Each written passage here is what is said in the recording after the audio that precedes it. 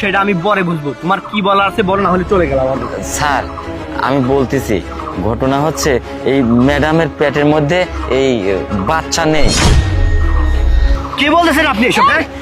এই দেখুন, আপনাকে এতক্ষণ কিন্তু অনেক সম্মান দিয়েছি, আর কিন্তু সম্মান দেবো না। আপনি কি আজে বাজে কথা বলছেন? হ্যাঁ স্যার, আপনার সাহস হয় কিভাবে?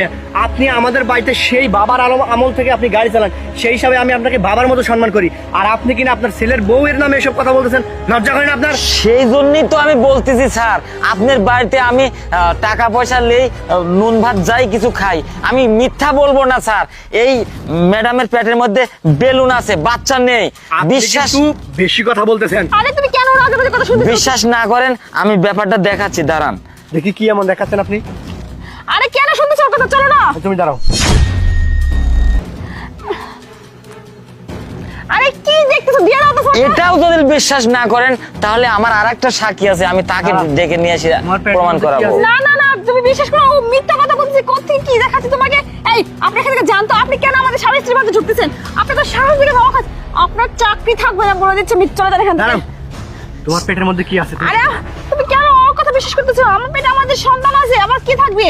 আমার যদি চাকরি নাও থাকে আমি মিথ্যা কথাটা বলতে পারবো না, আমি আচ্ছা, সত্যি কথাটাই আরেকটা বলছি। কি প্রমাণ আছে? ডাক দেন। দাঁড়ান একটু দাঁড়ান। এই ম্যাডাম আসেন তো, এই আসেন আসেন আসেন।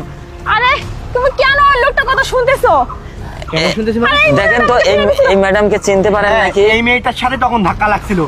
স্যার আমি তো তখন আপনার এটাই বলতে চাইছিলাম যে ম্যাডামের সাথে ধাক্কা লাগছে না, ওনার পেটে বেলুন ছিল আর বেলুনটা ফুটে গেছে, আর উনি না আমাকে ওই যে আসার সময় বললো আমি যদি মুখটা খুলি তাহলে আমাকে মেরে ফেলবে। এটা হ্যাঁ বললো। স্যার, আপনি তো প্রমাণ দেখালাম। আরে তুমি কেন? তার মানে তুমি পেটের মধ্যে বেলুন ঢুকিয়ে রাখছো? বের করো বলতেছি। আরে না, বের করো বলতেছি। বের করো। সি, দেখলেন স্যার? তোমার লজ্জা করে না? তুমি পেটের মধ্যে বেলুন ঢুকিয়ে এতদিন আমাকে বোকা বানিয়ে আসতেছো। সি, কেন করছো তুমি এসব? আজকে যদি রাস্তায় এই মেয়েটার সাথে ধাক্কা না লাগতো তাহলে তো আমি বুঝতেই পারতাম না। আর ভাগ্যিস রেজাউল আঙ্কেল এখানে আমাদের সাথে ছিল, উনি সবকিছু দূরে দাঁড়িয়ে থেকে ভিডিও করছে।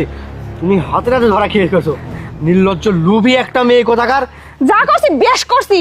আমার টাকা পয়সা অনেক প্রয়োজন ছিল, আর তুমি বলছো সন্তান না হলে কোনো কিছু আর তুমি আমার নামে দিবে না। এর জন্য আমি সন্তান হওয়ার নাটকটা করছি, যাতে করে আমি আমার সয় সম্পত্তি সবকিছু বেয়াদব কোথাকার লুভি একটা মেয়ে, মানুষের আবেগ নিয়ে খেলে তোর বিবেকে বাঁধে না? হাইয়া কোথাকার, যা বের হ। তুই এখন আমার সামনে থেকে চলে যাবি। তোকে তো আমি পরে দেখে নিচ্ছি। তোকে আমি ডিভোর্স দেবো, তোর নামে থানায় আমি মামলা পর্যন্ত করবো, তারপর তোকে আমি দেখবো। বের হ বলতেছি এখান থেকে, বের হ। ওটা লোক কোথাকার। চাচা আপনাকে অসংখ্য ধন্যবাদ। আসলে আমি আপনাকে অনেক কথা বলে ফেলছি না বুঝে না শুনে। হ্যাঁ, আপনি আমার বাবার মতো, কিছু মনে করেন না। হ্যাঁ।